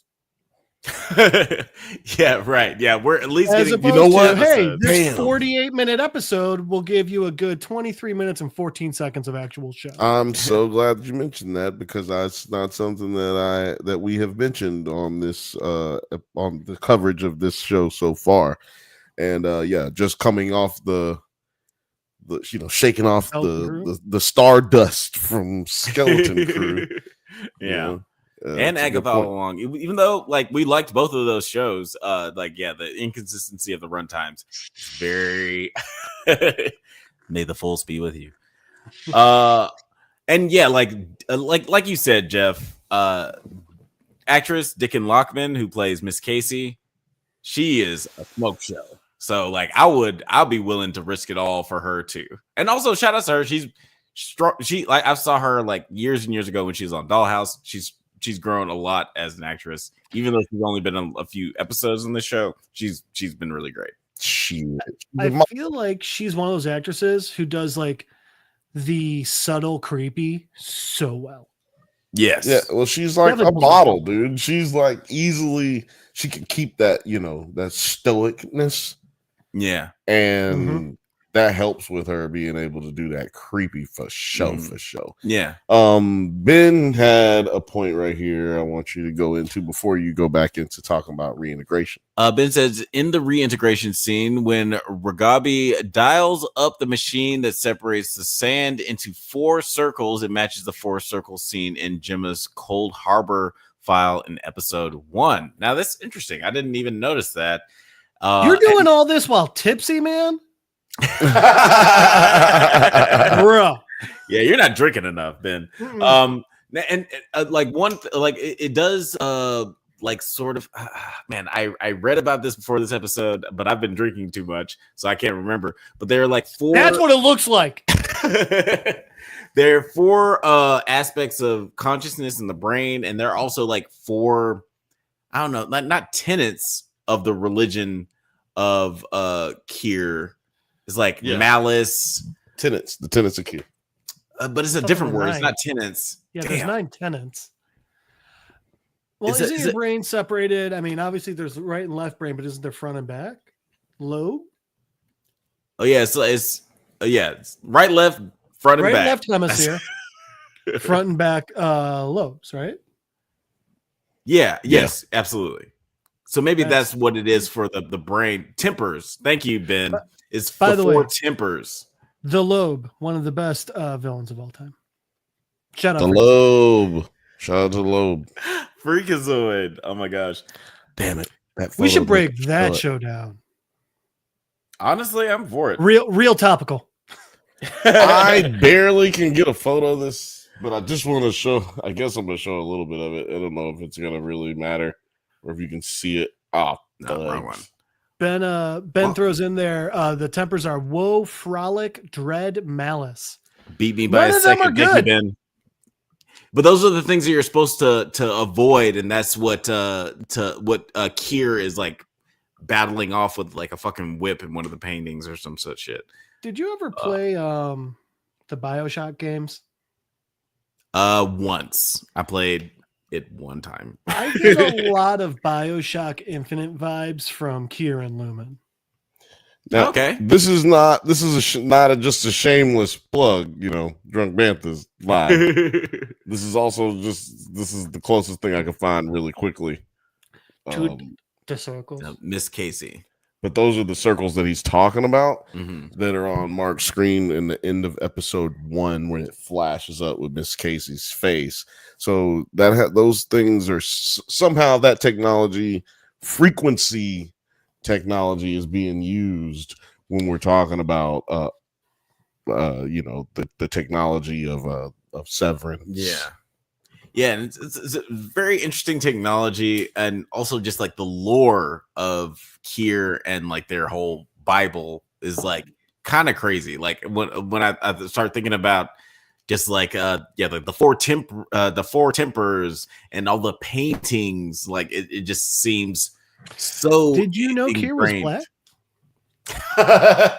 Yeah, we got to talk about that. Yeah, I guess we do need to talk about that. I didn't even put that in my notes. No, because I can't believe it. That's exactly what I brought up last week. That is exactly what I brought up last week. I was like, because I just was thinking about it randomly at that moment. I was just like, what do y'all think about the relationship between Milchick and these white people? Yeah. Like, how does he fit into what we all agree is like some type of white supremacy type of thing going on?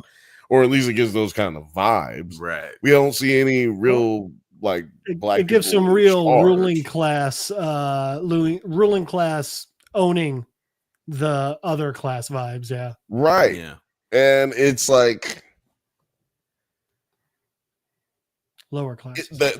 It's like immediately my question was answered in this. So then scene. So if we think about it that way, then is Milchek kind of like the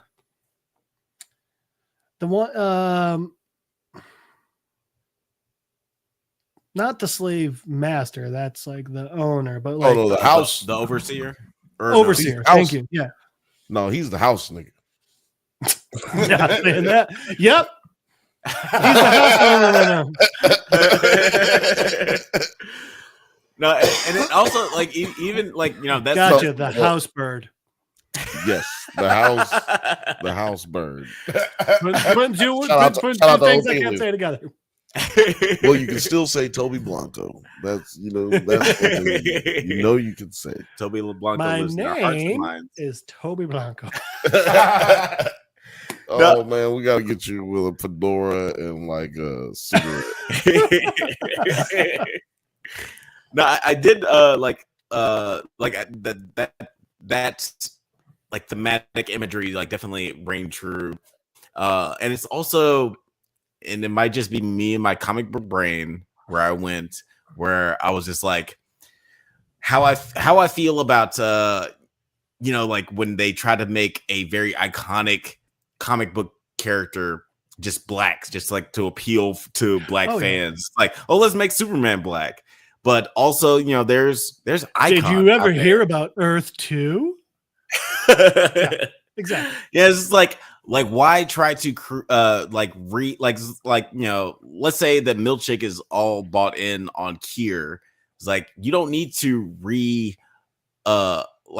reinterpret Kier's lineage to make me feel better. It's like, oh, what if Kier was black and like all this whole family was black? Maybe I'll feel a little bit better about the idea of that rather than just like, just appreciate me. Just give me a painting of me. Give me a portrait of myself, not just me as Kier. I think it's. I don't even think it's a about tiger.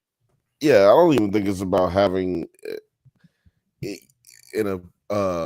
giving me a picture of anything. Like, I think it's like first of all, you're insulting my intelligence. One, right? Then two, it's like you were saying, like, yo, I'm here based off the faith.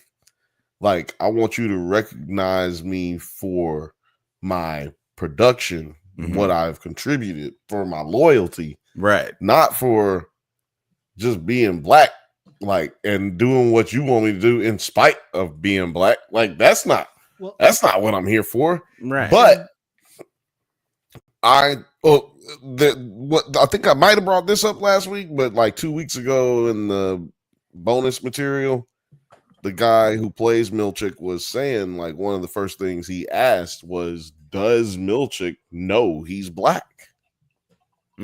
Oh, right. So that is why I asked. That's what made me ask the question. It was so long until I knew I was. It's like you actually had to meet Alex before you even realized. It's like, oh shit, I'm black.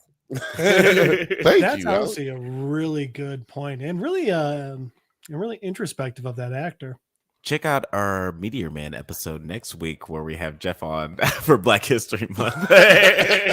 You're gonna love the makeup option I decided to go. But you'll never know until you go see it. It also leads to two funny things about the painting gifts, though. One, you just know the board's like, guys, we did so good. He's gonna love these.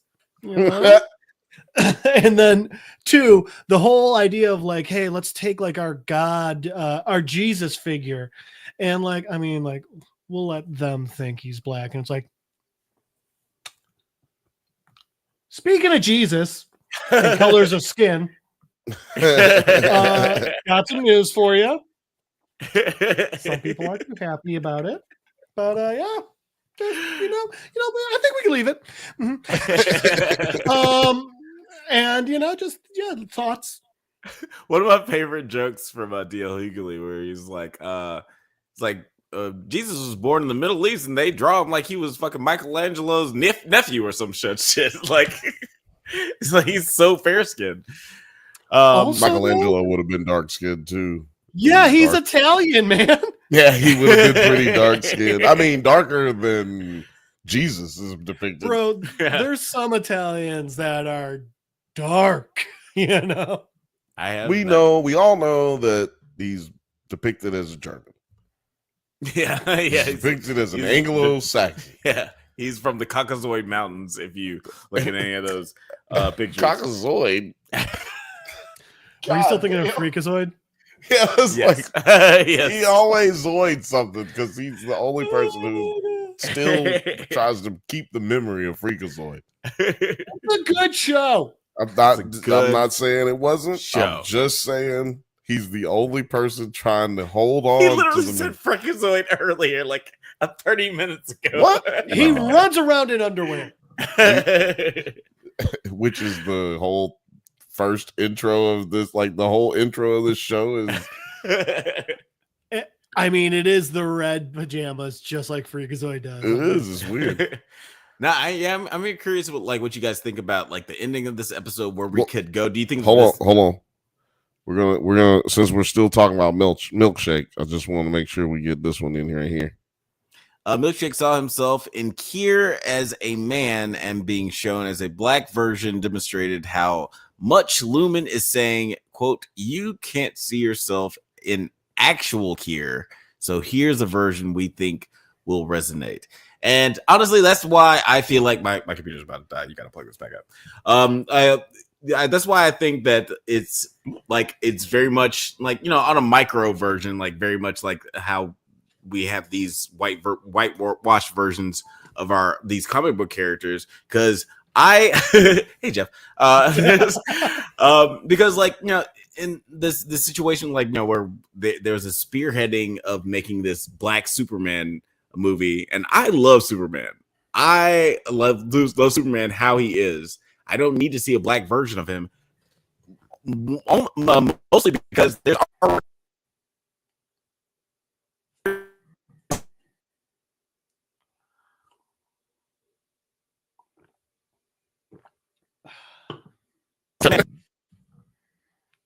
instead of in movies and television, we decide we're gonna try to pretend we're gonna make a black version of Superman. It's like, don't try to placate to like what you think I might want. Just like take what's already there and celebrate that. Like, and then the same thing as this. It's like, don't try to tell me that I should see myself as Kier.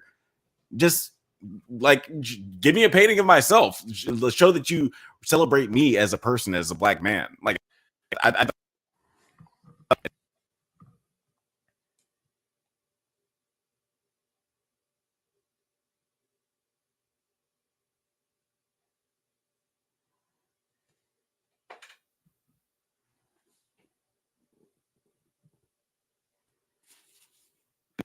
And she hold back all she's.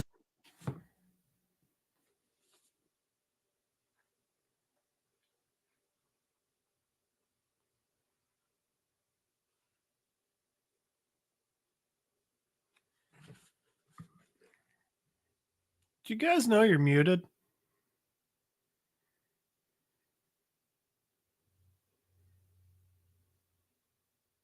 Bow, bow.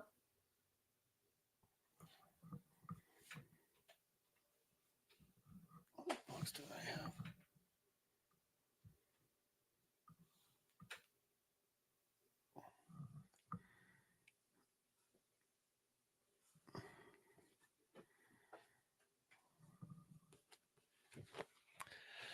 Mama muted. Here we go. Now we're back. Hey! I don't know what happened. But yeah, like Ben said, performative representation, exactly. Oh.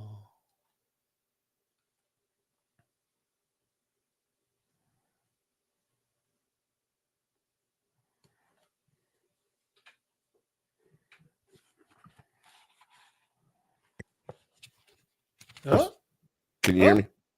yeah. All right, listen. You're in charge for the next few seconds because I gotta switch This this internet. seems real like quick. a good idea. So, Yeah, hey, exactly. game No. on. This is like that The part of Wayne's World where Wayne gets fired and Garth is just sitting there like, swing, party on, Wayne. But so, Alex, when you were bringing up, I might be a little late on this, but when you're bringing up, like, hey, you don't need to make, a black Superman. You don't need to make these characters. You don't need to just like, blackwash them, whitewash them. You don't need to do all this. It's like Stan Lee actually was asked a couple of times about like, hey, why don't you make Peter Parker gay? And one of the things that Stan Lee said was like, no. And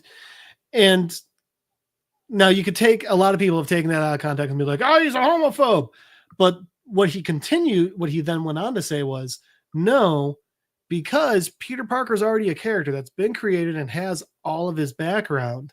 Don't just make him gay. Make a gay character who has their own story, their own background. Give that person, like, basically, like, just give them an identity, And so it's even more interesting when we then see, when we do get a black Spider-Man, because we got Miles Morales, but he's Spider-Man. Yeah, he's half black, half Puerto Rican, but he's not Peter Parker. They made a character. They gave him a beautiful story, and then they let that character become a Spider-Man. And that's just a really important way of diversity, inclusion, things like that. Don't mean take the easiest way and just be like, oh, your favorite character, they're that now too. Like, no, take a character, create a character, give them their own life, basically, and let them live it and become that hero. It's a lot like the opposite of what they did with Kier.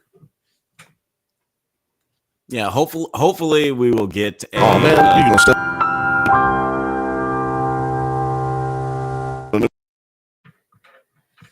Goddamn right.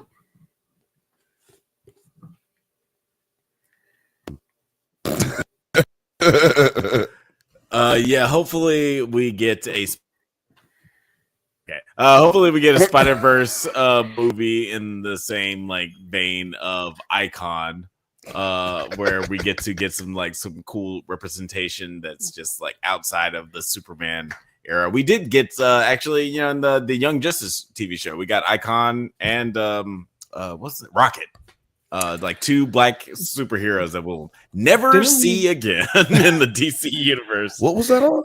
Didn't we get the Black Aqualad in that as well? Yeah, Black Lad was in that. He was dope. The fucking water swords. That nigga. Yeah. All we had. Severance. I hope y'all have heard anything that we've said in the last. We're getting bits and pieces. It's really fun speeding up. Who's to say? But Yeah. guys, let Alex just really talks really fast, so then it just never catches up. It just it's moving Alvin's slow. Alex has really been working on his Alvin impression for his SNL audition. Yeah, it's like one day I'm gonna get it. Really just now caught up with the 5G, or with the the iPhone. It's trying. Before we do like goodbyes and everything, and see what you guys say in the comments. I just want to play this real quick, a clip of the next episode, just like behind the scenes of the next episode. Thank you. Our nips just touched. Mine are so hard. Mine are different sizes. You come back just to hurt me? Yeah, like, why did it work? Why did it work for that? It worked perfectly. Right. It starts freezing up again now. It's just gonna freeze. Just Thank you very much. speed it up. Chips to the Fucking peoples. ridiculous. But before we get out of here, Jeffrey, where can the people find you on the? Sorry, I pronounced your name wrong. Irving, where can people find you on the interwebs?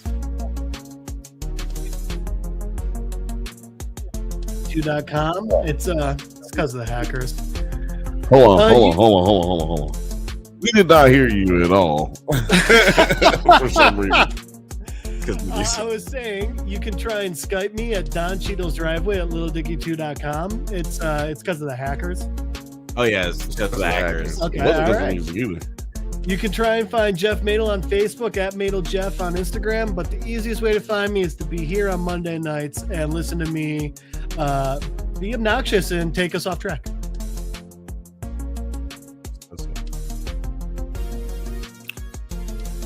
Well, I heard some of that. Guys, thank you so much for listening to the Drunk Banthas podcast. We do this every Monday at 8 p.m. Pacific time, but don't forget to like and subscribe so you can get updates on new videos. Check us out on Twitter, IG, TikTok, Letterboxd, likewise, all the internet things at the Drunk Banthas. It's because of the fires, guys. Sorry. Until next time, stay safe, my beautiful Dylans. Go outside, nerd. Get out. Go. I ain't got time to be distracted by your worthless chime-ins. Go.